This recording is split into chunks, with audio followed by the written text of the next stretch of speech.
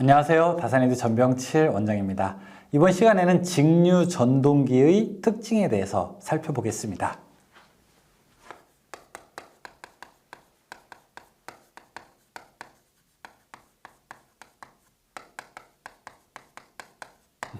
직류 전동기의 특징과 그 다음에 속도 특성, 그 다음에 토크 특성 이런 거 살펴볼 텐데, 역시 직류 전동기이기는 하지만 앞에서 설명드렸던 직류 발전기와 구조가 같아요. 그렇죠? 구조가 같아서 여기서 이제 직권 전동기라고 이야기하면은 여러분들 직권 발전기와 구조가 똑같은 계자와 전기자가 직렬로 연결되어 있는 거를 얘기하는 거구나. 그리고 분권 전동기라고 하게 되면은 분권 발전기와 똑같이 계자와 전기자가 병렬로 되어 있는 거구나 라고 이렇게 생각을 하시면 되겠습니다. 자, 직류 전동기의 종류가 있어요. 그렇죠? 그런데 타여자 전동기, 자여자 전동기 중에서 직권 전동기, 분권 전동기, 복권 전동기 이렇게 이름이 나오고 있습니다. 직권 전동기 맨 위에 있는데 전차, 권상기, 크레인 이런 곳에도 사용하고, 분권 전동기에서 선박의 펌프, 환기용 송풍기로 있는데, 최근에는 이 용도를 가지고 문제가 나오는 것이 조금 줄었습니다. 최근에 출제에서는, 왜냐하면은 최근에 직권 전동기를 사실 사용한다기보다는 대부분 교류 전동기를 많이 사용하고 있기 때문에 용도에 대한 거는 조금 출제가 좀 떨어지고, 대신 그 특징만 우리가 핵심적으로 살펴보도록 하겠습니다. 이번 전동기의 회전 원리를 한번 보도록 하죠. 전동기 회전 원리는 우발 좌전, 왼손의 법칙이죠. 그렇죠? 그래서 전류를 흘리고 그 다음에 자속이 있을 때 도체는 어느 방향으로 움직일 것인가 라고 하는 것을 우리가 플레밍의 왼손 법칙으로 알 수 있습니다. 쭉 한번 넘어가 보죠. 자, 그때 그림 1-14를 보게 되면은 이런 얘기가 있어요. 자, 전동기를 한번 보도록 할게요. 우리가 일단 발전기에서는 식이 이렇게 됐어요. 발전기는 전기를 만드는 거를 우리가 유기기전력이라고 했고요. 그 다음에 전기자, 그 다음에 이쪽이 부하로 이렇게 연결이 됐습니다. 그래서 전기자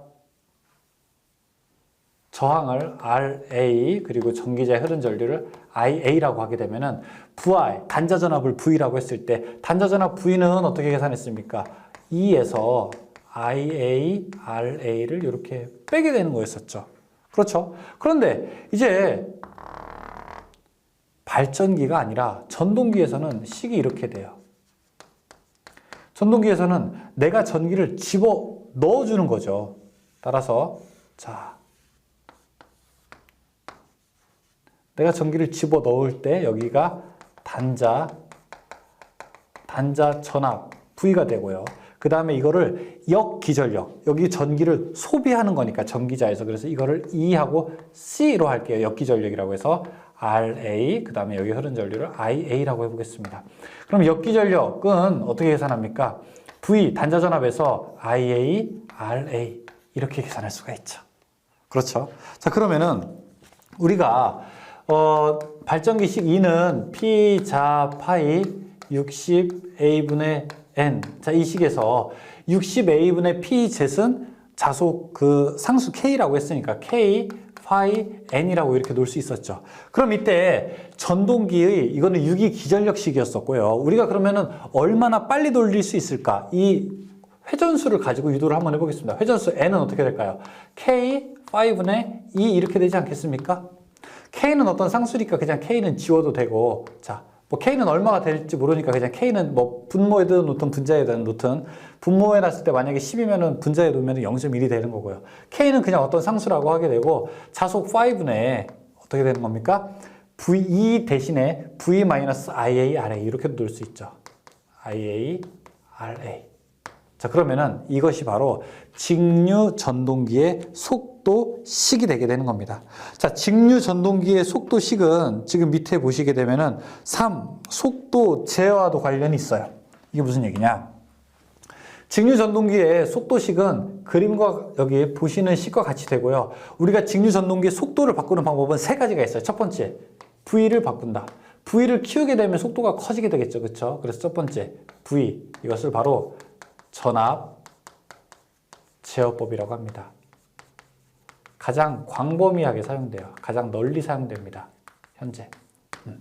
PWM 제어라고 해서 Pulse Width Modulation이라고 하는 그런 방법들로도 사용합니다. 다음에 여기 자속 파이를 조절하는 방법도 있습니다. 이거를 우리가 계자 계좌 제어법이라고 합니다. 계좌 제어법은요, 자속을 크게 하게 되면은 속도가 떨어지는 대신에 토크가 커지고, 자속을 작게 하게 되면은 속도가 올라가는 대신에 토크가 작아져서 출력이 일정하게 되는 방법으로서 이걸 우리가 정출력 제어라고 합니다. 자, 그리고 RA를 바꾸는 방법도 있습니다. 자, 이걸 우리가 저항 제어법이라고 하게 되는데, 이거 저항 제어법은 효율이 낮아요. 그래서 잘 사용되지 않습니다. 현재는. 이러한 방법이 바로 속도 제어 방법이 되겠습니다. 전압 제어, 계좌 제어, 저항 제어가 있게 되는 거죠. 그런데 여기에서 계좌 제어 가지고 또 문제가 많이 나와요. 계좌 제어. 만약에 자, 분권 전동기를 한번 예를 들어 볼게요. 분권 전동기는 자, 여기 계좌가 있고, 그 다음에 여기에 전기자가 있고, RF, 여기서 자속 파이가 이렇게 발생하게 되는 거죠. 여기 흐른 전류가 I라고 하고요. IF라고 하게 되고, 여기 저항을 조절할 수 있다라고 한번 해볼게요.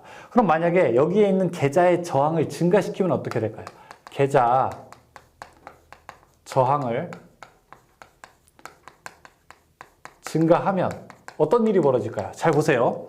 RF가 만약에 증가하게 되면요. RF가 증가하게 되면은, 그러면은 이 흐르는 전류는 작아지게 될 겁니다. 그쵸? IF는 어떻게 돼요? 감소하게 될 거예요. IF가 감소하게 되면요. 자속도 많이 발생을 하지 못하겠죠. 그래서 파이, 자속도 어떻게 됩니까? 감소하게 됩니다. 자속이 감소하게 되면요. 속도는 어떻게 돼요? 속도는 N은 증가하게 되죠. 자, 결론. 계좌 저항을 증가하게 되면은요, 속도는 어떻게 된다? 상승하게 된다. 그래서 문제를 세 가지로 물어볼 수 있어요. 계좌 저항을 증가하게 되면 속도가 어떻게 되는가? 증가한다. 계좌 전류를 감소하게 되면 속도는 어떻게 되는가? 증가한다. 자속을 감소하게 되면 속도는 어떻게 되는가? 증가한다. 답은 증가한다가 되는 겁니다. 아셨죠? 계좌 저항이 증가하게 되면 속도는 오히려 증가하게 되는 겁니다. 자, 이것이 계좌 저항에서 가장 많이 출제가 되는 문제가 되겠습니다. 다음에 네 번째, 제동. 전동기를 세우는 방법입니다. 그냥 전원을 뽑으면 되죠, 뭐. 맞아요. 전원을 뽑으면 제동하게 되지만 제동하는 방법이 직류 전동기에서는 다양한 방법들이 있습니다. 예를 들어 여러분, 우리가 자동차 같은 경우 한번 세우는 방법 볼까요? 자, 자동차를 세울 때는 자동차가 이렇게 있다고 해보겠습니다. 자동차는 이 바닥이 뭘까요? 이 바닥이 아스팔트죠.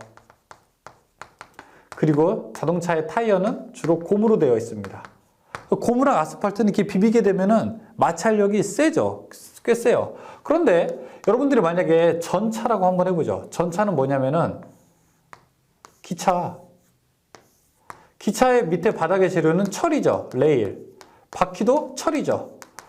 철과 철을 비비게 되면 마찰이 큽니까? 크지 않죠. 이 아스팔트와 고무의 약 마찰력이 30분의 1밖에 되지 않습니다. 그래서 자동차 같은 경우에는 디스크 방식, 이 고무를 정지시키게 되면 우리가 충분하게 세울 수 있는데 기차는 그렇게 세우지를 못하죠.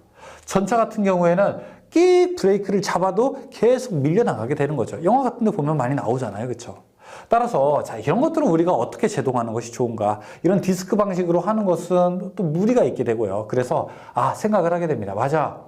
어떤 직류기가 있는데 직류기에 전기를 집어넣게 되면은 얘가 전동기가 되지만 이 직류기가 돌아가게 돼서 동력이 발생하게 되면은 뭐가 된다? 발전기로 바뀌었지.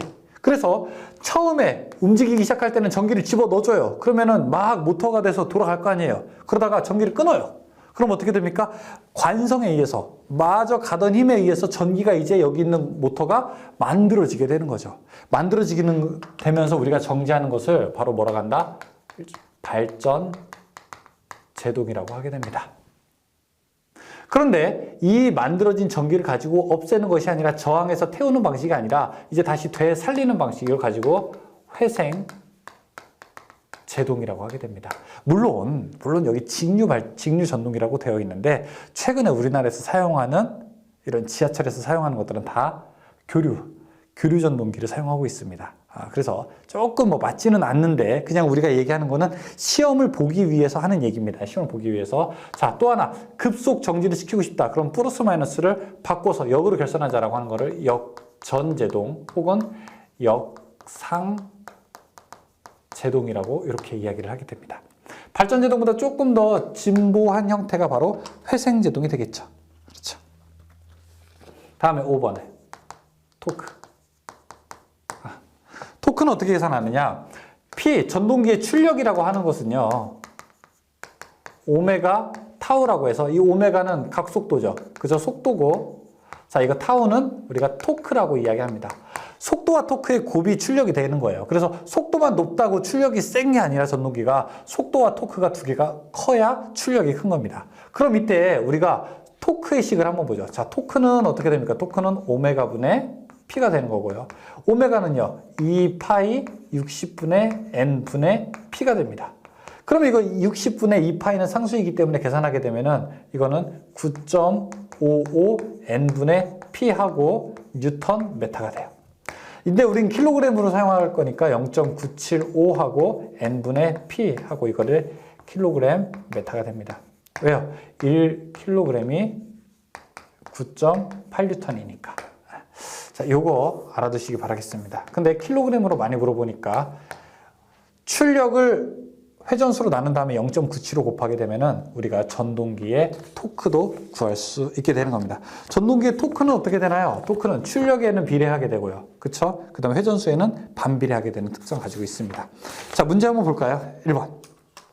그림에서와 같이 1, 2 양극 사이에 전류자를 가진 코일을 두고, 양극 사이에 전류자를 가진 코일을 두고 3, 4의 직류를 공급하여 X'를 축으로 하여 코일의 시계 방향으로 회전시키고자 한다. 1, 2의 자극 극성과 3, 4의 전원 극성은 어떻게 해야 되는가? 자, 이렇게 회전하게 되는 거. 근데 3, 4가 플러스 주는 거는 말이 안 되죠. 2번은 일단 말이 안 돼요.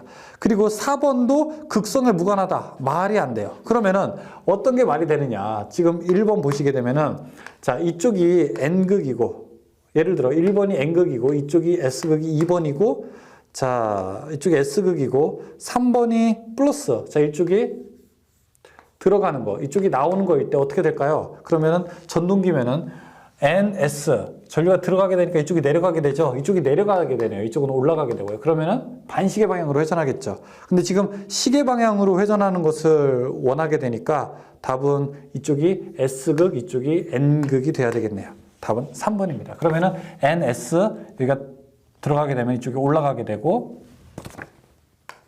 이쪽은 내려가게 되죠. 한번 왼손을 사용해서 해보세요. 2번 100V 10A 전기자 저항 1옴 회전수 1800인 전동기의 역기전력은 얼마가 되는가? 자, 역기전력 이 C는 처음에 공급한 거에서 전압 강화를 빼면 됩니다. 처음에 공급한 게 얼마예요? 100V에서 그 다음에 IARA 흐르는 전류 10 곱하기 1 하게 되면은 90V가 되겠네요. 답 1번. 3번. 그림과 같은 접속은 어떤 직류 전동기 접속인가? 계자와 전기자가 완전히 따로 국밥이에요. 타여자기. 4번. 직류 전동기의 회전 방향을 바꾸기 위해서는 어떻게 하면 좋은가? 자, 이번에 전기자 전류의 방향이나 계자의 극성을 바꾸면 된다. 전기자 전류 방향이나요, 계자의 극성 둘 중에 하나만 바꿔야 됩니다. 둘 다 바꾸면 다시 말짱 도루묵이에요. 둘 중에 하나만 바꾸게 되면 됩니다. 2번.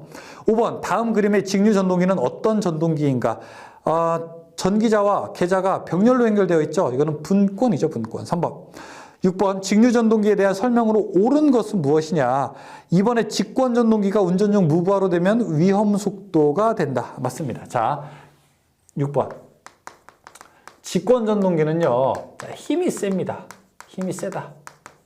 힘이 세다는 얘기는요, 토크가 크다라는 얘기예요. 토크가 커요. 그래서 권상기라든지 뭐 이런 데 이제 적합하게 됩니다. 그런데 절대 하지 말아야 될 행동, 주의할 행동. 주의할 행동은 무부하 운전을 하면 안 됩니다. 무부하 운전을 하게 되면요, 속도가 아주 빠르게 올라가게 됩니다. 부하를 뭔가 걸고 해야 돼요. 무구속 상태, 속도가 너무 올라가기 때문에 우리가 기어나 체인 같은 걸 사용하게 되고 혹시 벨트를 사용하게 되면 끊어져서 무부하 운전할 수가 있게 되니까 이걸 조심해야 됩니다. 답은 2번. 7번, 직류 전동기의 속도 제어 방법이 아닌 것은 전압, 계자, 저항 제어는 있는데 4번의 플러깅은 역전, 역상 제동을 또 플러깅이라고도 합니다. 이거는 제동법이죠. 다음 8번, 직류 전동기의 속도 제어법이 아닌 것은 4번의 주파수 제어, 이건 아니죠. 주파수 제어는 교류 전동기의 속도 제어법이에요. 9번, 직류 전동기의 속도 제어법에서 정출력 제어에 속하는 것은 정출력 제어, 어떤 거 했었죠? 아까 계자 제어법이죠. 10번, 직류 전동기의 속도 제어 방법 중 속도 제어가 원활하고 정토크 제어가 되면 운전 효율이 좋은 거, 속도 제어가 원활한 거, 가장 광범위한 거, 이거 전압 제어. 11번, 직류 전동기의 속도 제어에서 자속을 2배로 하면 회전수는 어떻게 되는가? 자, 자속을 올리게 되면요, 속도는 어떻게 돼요? 감소하게 된다고요. 반으로 줄어들어요. 1번이죠. 12번, 직류 분권 전동기의 계자 전류를 약하게 하면 어떻게 돼요? 자속도 감소하게 돼서 속도는 올라가요. 3번. 13번, 직류 분권 전동기의 계자 저항을 운전 중에 증가하게 되면 속도도 증가하게 된다고 했죠. 4번이죠. 14번, 직류 전동기의 속도 제어에서 자속을 반으로 줄이게 되면요, 자속을 반으로 줄이게 되면 속도는 올라가게 되죠. 지금 11, 12, 13, 14가 다 똑같은 문제예요. 그쵸? 근데 말은 이렇게 다 다르게 나온다고요. 그러니까 우리가 이걸 무조건 외우면 안 되는 거예요. 무조건 외우면은 조금만 글자 변형시키게 나오면 완전히 딴 문제인 줄 알아요. 사실은 다 같은 문제인데. 15번, 그림은 트랜지스터의 스위칭 작용에 의한 직류 전동기의 속도 제어 회로이다. 전동기의 속도가, 자, N은 K, 5의 V-IARA라고 할 때 이 회로에서 사용한 전동기 속도 제어법은 지금 그 스위칭 회로를 이용한 거죠. 전동기에 가는 평균 전압값을 스위칭 온오프로 제어하게 되는 겁니다. 이런 거를 우리가 전압 제어라고 하게 됩니다. 1번. 16번, 급정지하는데 가장 좋은 방법은 역전제동, 갑자기 제동시키는 거. 17번, 전동기의 회전 방향을 바꾸는 역회전의 원리를 이용한 제동 방법, 갑자기 해오는 거, 역전, 역상제동. 1번. 18번, 전동기의 제동에서 전동기가 가지는 운동 에너지를 전기 에너지로 변환시키고 이것을 전원에 변환하여 전력을 회생시킴과 동시에, 좋은 얘기 다 들어갔죠. 4번의 회생제동. 19번, 직류 전동기를 기동할 때 전기자 전류를 제한하는 가감 저항기를 무엇이라고 하는가? 이거를 우리가 기동기라고 하게 됩니다. 출발할 때 전류를 제한하는 역할을 하는 거. 20번, 다음 중 토크의 단위는 무엇입니까? 토크의 단위는 뭐예요? 뉴턴 메타가 됩니다. 뉴턴 메타. 21번, 9.8kW 1200rpm인 전동기의 토크는 약 몇 킬로그램이 되는가? 자, 0.975 하고 n분의 p 계산하면 된다고 했어요. 그럼 0.975 계산하고 출력이 9800이죠. 9800. 그 다음에 회전수가 1200 계산합니다. 그럼 얼마? 7.9. 22번, 출력이 15kW 1500rpm일 때 토크는 어떻게 되는가? 그러면은 0.975 곱하기 1500, 그 다음에 15kW 15,000, 그러면 9.75 나오겠네요. 이거 계산할 때는 출력을 속도로 나눈 다음에 그거보다 조금 작은 거 선택하시면 됩니다. 그쵸? 0.975가 1보다 조금 작으니까. 23번, 직류 전동기에서 출력이 50kW